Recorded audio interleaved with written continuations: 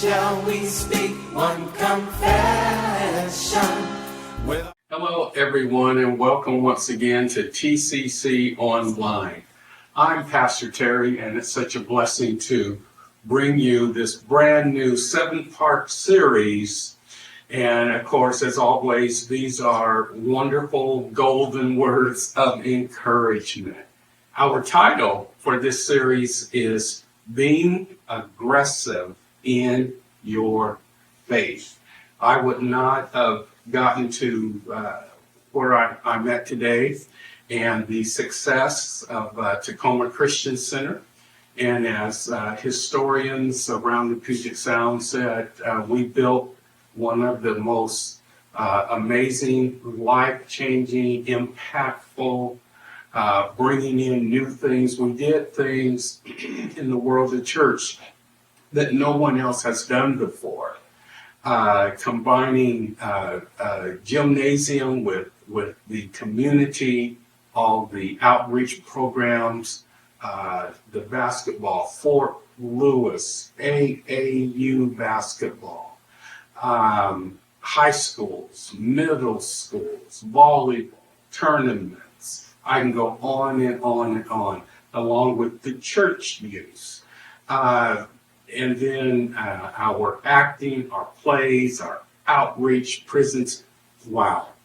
And we did so much along with the fact of this multicultural, diverse congregation. So I'll just leave it there because I could spend an hour just talking about the things that we did and accomplished and all the new things that we brought in. That other churches are still doing today based on our model and what we did first.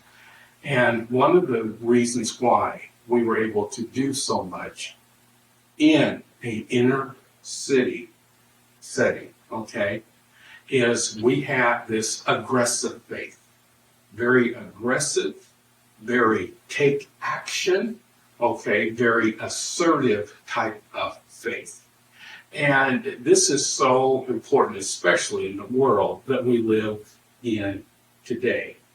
And so we're going to start here in part 1 with an absolute amazing story that will back up everything that this title holds. Being aggressive, being assertive, having a take action type of faith. And it's found in the Gospel of Mark, in the 5th chapter, beginning with verse 25, and the Word of God states, "And a certain woman, which had an issue of blood 12 years, and had suffered many things of many physicians, and had spent all that she had, and was not getting better, but rather she grew worse. When she heard that Jesus came in the press behind, and she pressed forward, and she touched his garment. For she said, if I may touch but his clothes, I shall be whole. And immediately the fountain of her blood disease was dried up. She felt in her body that she was healed of that plague. And Jesus, immediately knowing in himself that virtue had gone out of him, turned in the press, and the press is being all these people surrounding him, and said unto his disciples, Who touched my clothes? And his disciples said unto him, Don't you see the multitude? All of these people are touching you, grabbing you, and you're asking us, who touched me? And he looked round about to see her that had done this thing. Okay, so I want to stop here. Check this out now. All right, this woman with this blood disease, she spent all her money, every doctor, there's no miracle cure, okay? And so she goes to this open meeting. Jesus is there, obviously. And all of these people are touching. Imagine one person and all these folks. You got the disciples around him trying to keep people away from him.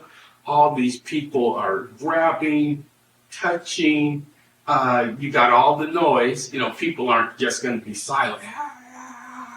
All this stuff is going on.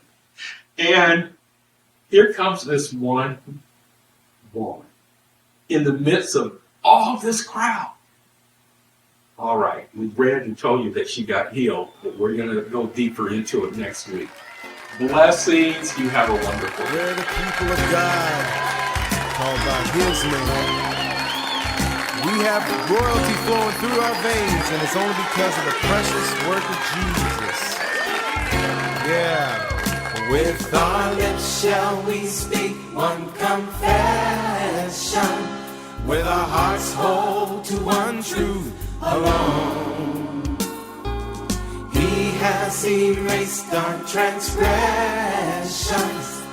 He's claimed us and called us His own, His very own. We're the people of God, called by His name, called from the dark and delivered from shame. One holy race, saints everyone, because of the